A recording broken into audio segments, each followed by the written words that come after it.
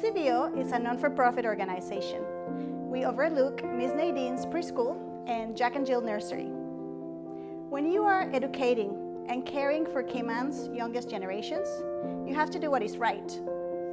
That takes our preschool's operational costs to be a huge expense for our charity. But we have to maintain our babies' rooms and the classrooms well kept.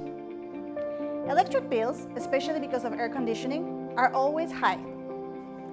CUC identified energy-saving opportunities this past summer during their inspection.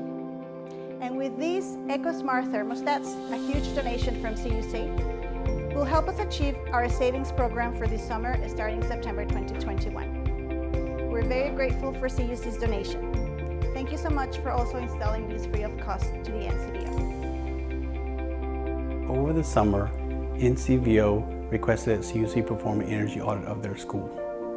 CUC performed the audit and found that their greatest consumption of energy was their air conditioning bill. CUC decided that the best course of actions for them to save money would be to install ecobee smart thermostats. These thermostats will allow them to better manage their cooling needs while the school is open and closed.